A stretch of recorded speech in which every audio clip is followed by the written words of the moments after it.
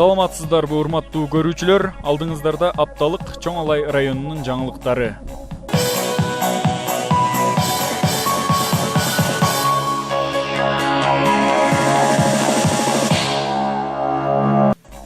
5 октябрь мугалимдер майрамына карата Чоң Алай районунда мугалимдерди куттуктоо максатында чакан концерт уюштурулду. Тагыраак айтканда, тарыхта каларлык десек жаңылышпайбыз.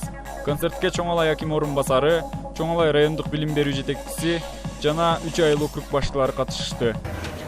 Урматтуу ага эжелер, агартуу кызматкерлери, мына бүгүнкү ардагер мугалимдер, сиздерди бүгүнкү мугалимдердин эл аралык күнү менен райондук мамлекеттик администрациянын атынан, жеке өзүмдүн атынан куттуктайм. Сиздердин ишиңиздерде чоң ийгиликтер болсун. Жаңы окуу жылын баштап алдык, жаңы окуу жылында дагы жакшы ийгиликтерге жетише бериңиздер. Анан эми урматтуу мугалимдер, биз дагы райондо ошо мугалимдердин социалдык жактан коргоо, атайын колдоо максатында көп жакшы иштер аткарылып келет бүгүнкүгө чейин. Тагыраак айтканда, мындай караганда сиздерди ушул мектептерди, мектепке чейинки билим берүү мекемелери, бала бакчаларды райондо акыркы 3-4 жылдын ичинде бир топ жакшы иштер аткарылды. Өзүңүздөр билесиздер, мына быйылкы жылы ушу премьер-министрдин катышуусунда 2 мектеп азыркы заманга талапка жооп берген мектепти ачып алды. Андан сырткары жакын отурда ошо 2 бала бакчаны ачалы деп турабыз. 2 бала бакчанын дагы курулушу башталды. Ошондо 2019 жылы дагы 3-4 бала бакча ачса, мен боюнча ушу билим берүү мекемелеринде бир топ жакшы ийгиликтер болот деген тилек бар. Дагы бир жолу сиздердин үй бүлөңүздөрдө бекер ден соолук болсун, тынччылык болсун, бакубатчылык болсун, ар дайым ушу ишиңиздерде чоң ийгиликтер болсун, аракетиңиздер ишке аша берсин. Дагы бир жолу бүгүнкү кечки майрамыңыздар кут болсун.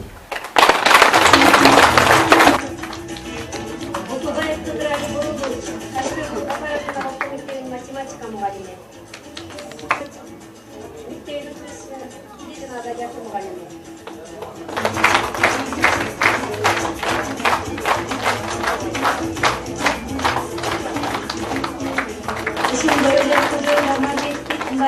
Балдардын чарбачылык борборунун башчысы, Кыргыз Республикасынын аксакалларынын жана жаштарды коргоочулары коомдук бирикмесинин ардактуу айымы медалы менен сыйланат.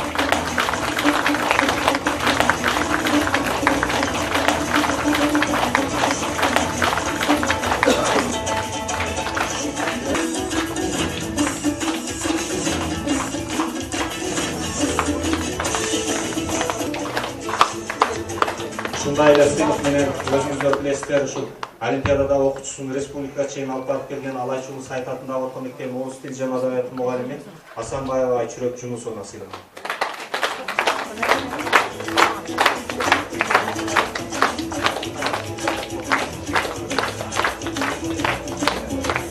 Эми Кыргыз Республикасы Сайыт атындагы инновациялык орто мектебинин информатика мугалими Эгембердиева Сүйүнкан Сыражидиновна сыйланат. Сыйлык көп болгондуктан санай албадык. Билим берүү мекемесинин кызматкерлеринен сурасак, телефон алышпай байланыша албадык. Сыйлыкта министрдин ардак грамотасы, өкүлчүлүктүн грамотасы жана төш белгилери берилди. Көп сыйлык болуп залда тургандардын баарын чарчаттыбы, айтор белгисиз, концерт башталары менен бирин-серин залдан чыгып кетип жатышты. Кээ бир мектеп мугалимдери бир бет алай сахнада ырдап жатса, сүйлөшүп, кахатээп гана өз маданияттуулугун көрсөтүп отурушту.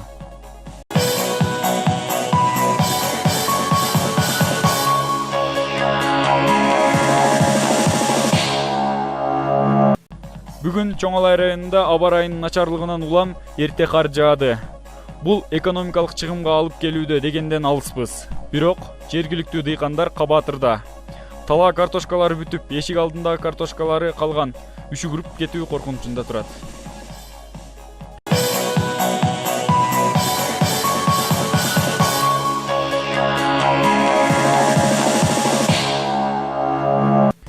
Чоң Алай районунда 6 күндөн бери свет жок.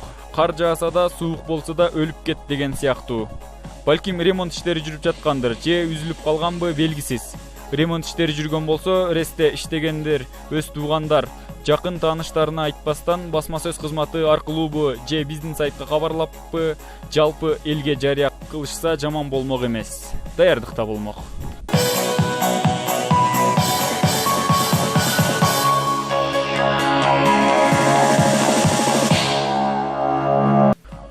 Октябрь саат 11-ден 26 мүнөт өткөндө Чоң Алай районунда жер титиреди. Канча балл экени азырынча белгисиз. Кээ бир сайттардын жаңылыктарынын маалыматына караганда 5,5 балл титиреди деп айтышууда. Эске сала кетсек, буга чейин жер титирөө болуп Чоң Алай районуна калкына бир канча чыгым зыян келтирген.